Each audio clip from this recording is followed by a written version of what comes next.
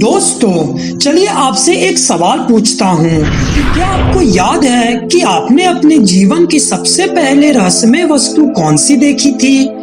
आप में से बहुत लोगों को शायद याद ना हो, पर मैं ये 100% गारंटी लेता हूँ कि आप सभी लोगों ने अपने जीवन की सबसे पहली रहस्यमय वस्तु जो देखी थी वह था हमारा चंद्रमा। अरे याद नहीं क्या आपको? चलिए याद दिलाते हैं। याद कीजिए, जब आप बचपन में अपने मम्मी या पापा के गोद में रहे होंगे और आपकी उम्र लगभग 3 से 5 साल की रही होगी और तभी आपका ध्यान आसमान में एक सफेद रंग की बॉल की तरफ गया होगा जो देखने में बहुत ही ज्यादा सुंदर था। और फिर उसको देखने के बाद आपके छोटे से मन में कुछ प्रश्न आए होंगे और आपने उन प्रश्नों को अपने मम्मी पापा या दादा दादी से जरूर पूछा होगा। हाँ, बदले में आपको एक परियों की कहानी जरूर सुना दी गई होगी। पर ये रहस्यमय सवाल जो आपके मन में चल रहे थे, जैसे कि आखिर में ये गोल आकृति है क्या? ये हर रोज हमें अलग अलग शेप में नजर क्यों आता है? इसके अंदर ये गड्ढे सी आकृति क्या बनी हुई है? समय के साथ साथ हम बड़े होते चले गए और चांद से भी हमारी मुलाकात यूं ही होती रही। पर ये जो कुछ पुराने रहस्यमय सवाल ऐसे हैं जिनका एक साइंटिफिक जवाब आज भी बहुत ही कम लोगों को पता चल पाया है। तो कोई बात नहीं दोस्तों, आपने एक कहावत तो सुनी ही होगी ना कि जब जागो तभी सवेरा। वैसे ही कोई बात नहीं यदि आप 80 साल के हो गए हो या अभी आप बस 8 साल के ही हो। नॉलेज आप कभी भी और कहीं से भी ले सकते हो। सो दोस्तों, आज इस वीडियो के माध्यम से आपको इन सभी प्रश्नों के उत्तर मिल जाएंगे। तो स्वागत है आपका हमारे YouTube चैनल पे और हम उम्मीद करते हैं कि आपको हमारा यह वीडियो पसंद आए। दोस्तों, चांद की ओरिजिन के पीछे कई वैज्ञानिकों ने अपने कई सारे थ्योरीज और सिद्धांत दिए हैं। इन सभी थ्योरीज में से सबसे फेमस थ्योरी है जायंट इम्पैक्ट हाइपोथेसिस थ्योरी, जिसमें ये बात बतलाई गई है कि चांद पूर्व में हमारे पृथ्वी का ही हिस्सा था और करीब करीब 7 बिलियन साल पहले एक जायंट एस्टेरॉयड पृथ्वी से आ टकराया था और ये इम्पैक्ट इतना बड़ा था कि पृथ्वी का एक बहुत ही बड़ा हिस्सा टूट के अंतरिक्ष में चला गया और समय के साथ वह गुरुत्वाकर्षण के कारण पृथ्वी के चक्कर लगाने लगा, जिसको आज हम मून या चंद्रमा कहते हैं। चंद्रमा पृथ्वी का एकमात्र प्राकृतिक उपग्रह के साथ साथ यह हमारे सौर मंडल का 5वां सबसे विशाल प्राकृतिक उपग्रह है। इसका आकार गोल है और आश्चर्य की बात तो यह है कि यह खुद से नहीं चमकता, बल्कि यह सूर्य के प्रकाश को रिफ्लेक्ट करके प्रकाशित होता है।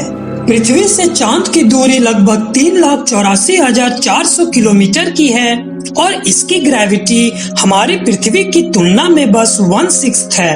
और फिर चांद का अपना वायुमंडल तो है ही, पर पृथ्वी की तुलना में वो बहुत ही ज्यादा कमजोर है और यही कारण है कि मून पे कंटिन्यूअस एस्टेरॉयड और मेटेरॉइड्स की बौछार होती ही रहती है। और जो गड्ढे हमें मून पे दिखते हैं, ये वही गड्ढे हैं जो एस्टेरॉयड और मेटेरॉइड के टकराने से बने हैं। सो दोस्तों, ये तो एक सिंपल सा इंट्रोडक्शन हुआ हमारे मून पे। अब हम आते हैं इस वीडियो के सबसे इंटरेस्टिंग क्वेश्चन पे कि क्या आपने कभी ऑब्जर्व किया है कि हमारा चांद हमें हर कुछ दिनों के अंतराल में अलग अलग शेप में नजर आता है। जैसे कि वह कभी आधा दिखेगा तो कभी पूरा और कभी कभी तो दिखता भी नहीं है। इंटरेस्टिंग है ना? अब दोस्तों, इन प्रश्नों के उत्तर ढूंढने और समझने से पहले हमें कुछ बातों को समझना जरूरी है। जैसे कि सबसे पहली बात, मून हमारी पृथ्वी की परिक्रमा तो लगाता ही है, पर साथ ही यह अपने एक्सिस पे भी घूमता है। और तो और ये हमारे पृथ्वी के साथ साथ सूर्य की भी परिक्रमा लगाता है।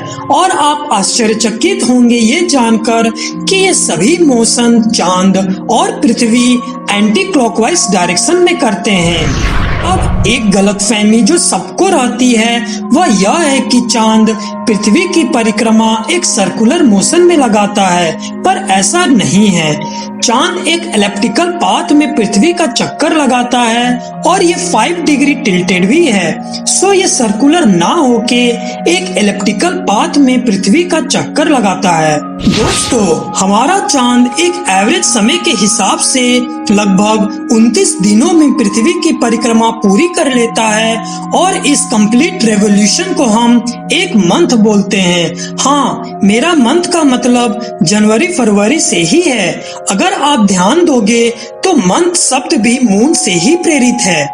अब समझते हैं चांद के अलग अलग शेप्स को और कोशिश करेंगे ये जानने की कि ये हर कुछ दिनों के अंतराल में हमें अलग क्यों नजर आता है। दोस्तों, अब आप अपने स्क्रीन पे जो देख रहे हैं उनको ध्यान से समझिएगा। हम मून को एक पोजीशन ए पे मानते हैं। यहाँ आप देख रहे होंगे कि मून का आधा हिस्सा सन के तरफ है, जो कि लेट मतलब उस पोर्शन पे सन की रोशनी पड़ रही है और वह चमक रहा है। पर वही एक साइड ऐसा भी है जहाँ पे ये रोशनी नहीं पड़ रही और वह पोर्शन कम्प्लीटली डार्क है। अब अगर हम पृथ्वी से मून को इस पोजीशन पे देखते हैं तो हमें मून दिखेगा ही नहीं, क्योंकि मून के उस हिस्से पे तो सूर्य की रोशनी ही नहीं पड़ रही। तो इस पोजीशन पे दिखने वाले मून को हम न्यू मून या अमावस्या कहते हैं। अब एवरेज 3.5 दिनों के गैप के बाद मून ने अपना पोजीशन ए से बदलकर बी पे कर लिया। अब इस पोजीशन पे मून के कुछ हिस्सों पे तो सूर्य की रोशनी पड़ रही है और हमें पृथ्वी से ये कुछ ऐसा नजर आता है जिसको हम वैक्सिंग क्रिसेंट मून या वर्धमान चांद भी कहते हैं। अब वापस कुछ दिनों के अंतराल के बाद मून ने अपना पोजीशन बी से बदलकर सी पे कर लिया और हम इस बार मून के आधे भाग को ही देख सकते हैं, क्योंकि इस आधे भाग पर ही सूर्य की रोशनी पड़ रही है और इसको हम फर्स्ट क्वार्टर मून बोलते हैं। अब ये सिलसिला ऐसे ही चलता रहता है और फिर लगभग हर 3 दिनों के अंतराल में हमें मून की अलग अलग शेप नजर आती है, जिसका एकमात्र एक्सप्लेनेशन है सूर्य की रोशनी का चांद पे पड़ना और फिर चांद का उस रोशनी को रिफ्लेक्ट करना। अब इस तरह हम देख सकते हैं कि फर्स्ट क्वार्टर मून के बाद हमें वैक्सिंग गिबस मून दिखता है, फिर फुल मून जिसमें हमें हमारा चांद पूर्ण रूप से कंप्लीट नजर आता है, जिसको हम पूर्ण चांद भी बोलते हैं। फिर कुछ दिनों के बाद waning gibbous moon, third quarter moon और अंत में वैनिंग क्रिसेंट मून नजर आता है और उसके बाद एक बार फिर मून अपने उसी पोजीशन ए पे आ जाता है जहां से ये सिलसिला शुरू हुआ था और फिर यह साइकिल ऐसे ही चलता रहता है। दोस्तों, इस कंप्लीट प्रोसेस को आप खुद के ऊपर एक्सपेरिमेंट करके भी देख सकते हैं। आपको बस 3 चीजों की जरूरत पड़ेगी, एक इलेक्ट्रिक बल्ब, एक टेनिस बॉल और आखिर में आप खुद। अब आप अपने आप को अर्थ मान लीजिए और उस टेनिस बॉल को मून और इलेक्ट्रिक बल्ब हो गया हमारा सन। फिर आप अपने हाथ में उस टेनिस बॉल को एक स्टिक से पकड़ लीजिए। इसके बाद अब आप एक डार्क रूम में चले जाएं और फिर आप वो टेनिस बॉल और इलेक्ट्रिक बल्ब एक लाइन में आ जाइए, जैसा कि हमने अपने वीडियो में देखा था। अब फाइनली अपना सेटअप रेडी हो चुका है। अब ध्यान दीजिएगा, जब आप बॉल को पोजीशन ए पे रख के देखेंगे तो क्या आपको बॉल दिख रहा है? नहीं ना। सो इस पोजीशन को ही हम न्यू मून बोलते हैं। अब थोड़ा सा बॉल को रोटेट करते हैं एंटी क्लॉकवाइज डायरेक्शन में। अब पोजीशन बी पे पहुंचने के बाद हमें बॉल के कुछ पार्ट्स दिखाई देने लगेंगे, जिसका शेप हमें क्रिसेंट मून जैसा लगेगा। फिर इसके बाद हम थोड़ा और बॉल को रोटेट करवाएंगे और इस बार पोजीशन सी पे पहुंचने पर हमें फर्स्ट क्वार्टर मून जैसा शेप देखने को मिलेगा और फिर एक एक करके हमें चांद के अलग अलग शेप्स जैसे कि waxing gibbous, full moon, waning gibbous, third quarter, waning crescent और आखिरी में फिर न्यू मून हमें देखने को मिल जाएगा। सो कैसा लगा ये एक्सपेरिमेंट? एक बार आपका भी ट्राई तो बनता ही है। इन डिफरेंट शेप्स को हम साइंस की भाषा में फेजेस बोलते हैं और ध्यान से देखने पर हमें मून के 8 डिफरेंट फेजेस नजर आते हैं। सो दोस्तों, अब हम उम्मीद करते हैं कि आपको आपके बचपन के सबसे पुराने रहस्यमय सवालों के जवाब मिल ही गए होंगे।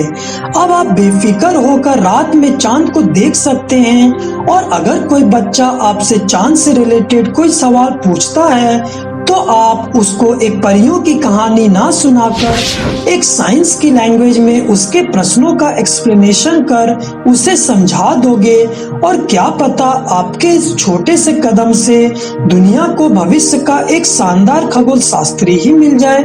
सो चलिए दोस्तों, आज का वीडियो हम यहीं पे समाप्त करते हैं और हम यह उम्मीद करते हैं कि आपको हमारा यह वीडियो अच्छे से समझ में आया होगा।